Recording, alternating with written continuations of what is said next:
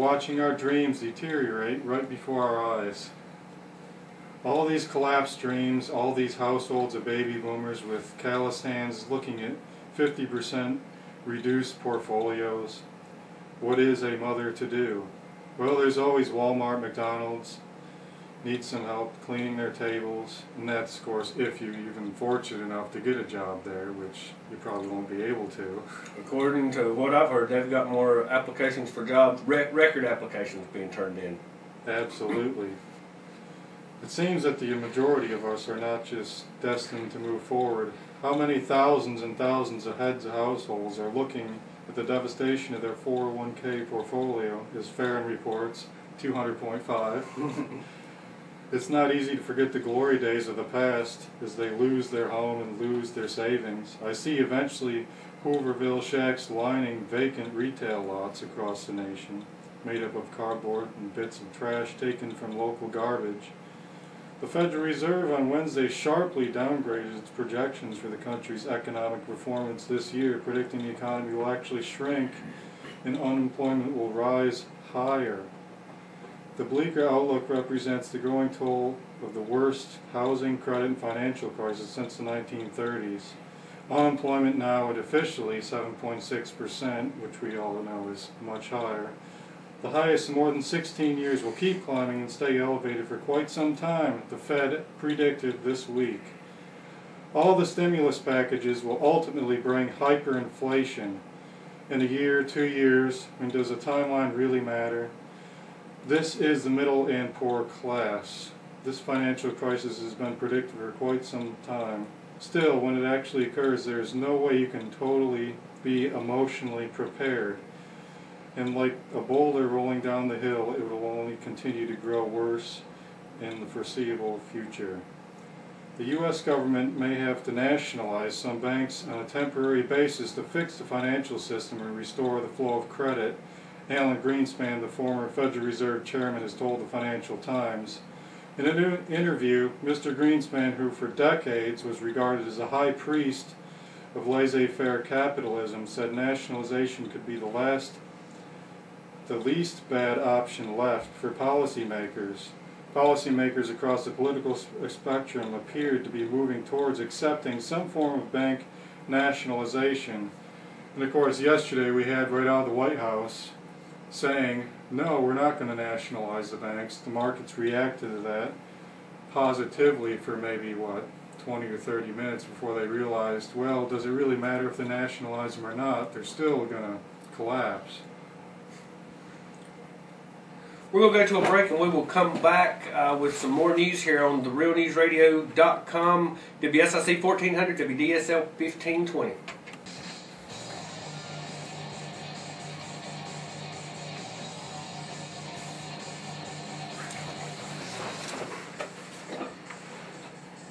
Alright, we're back on The Real News, and our website's therealnewsradio.com. You can email us on air at therealnewsradio.com. Anytime we play any clips, you can find them on our website.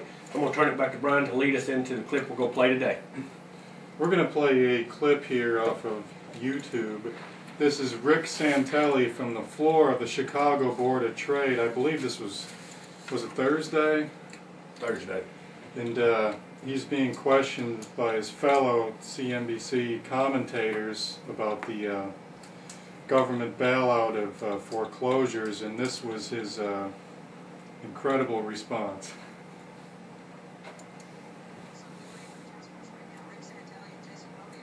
Capital are standing by the CMB Group in Chicago. And Rick, have you been listening to this conversation?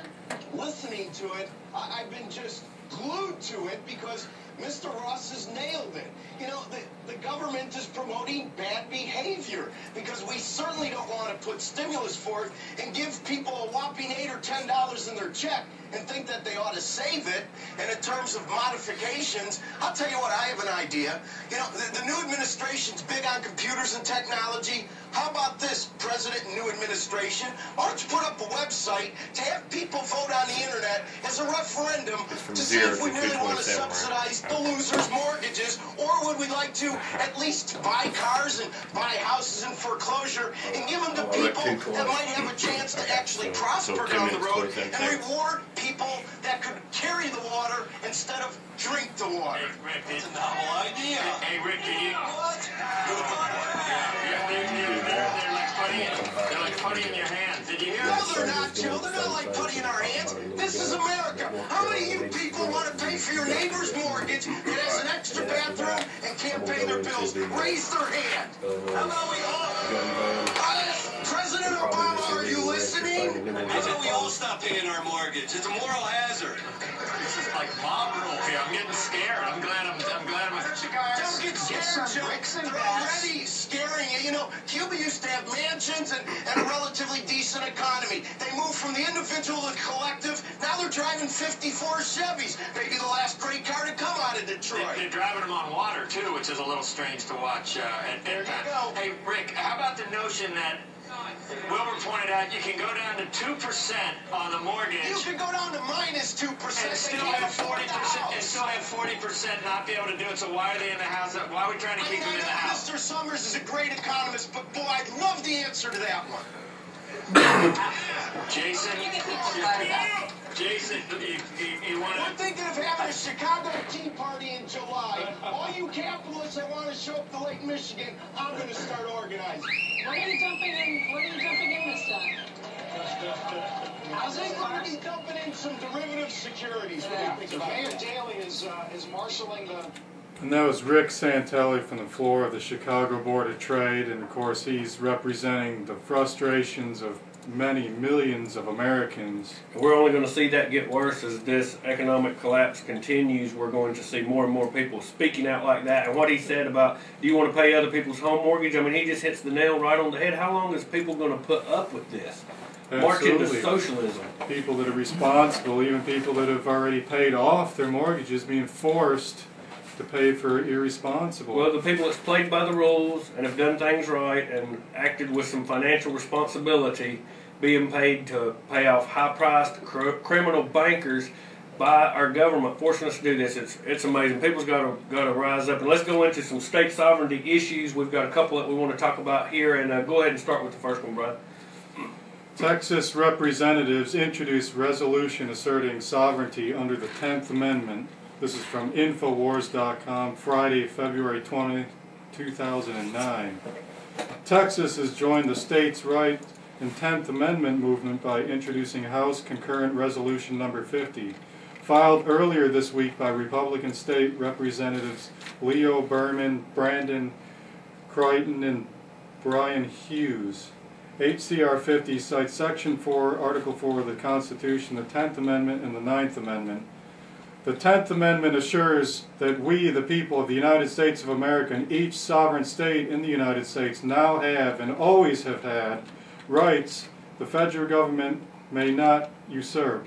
The resolution declares while Section 4, Article 4 of the Constitution says the United States shall guarantee to every state in the Union a republican form of government, and the 9th Amendment states the enumeration in the Constitution of certain rights shall not be construed or disparage others retained by the people. While the ramifications of these resolutions are still uncertain, one thing is clear, writes Barbara Minton. People are sick and tired of the federal government's usurpation of power not granted to it by the Constitution.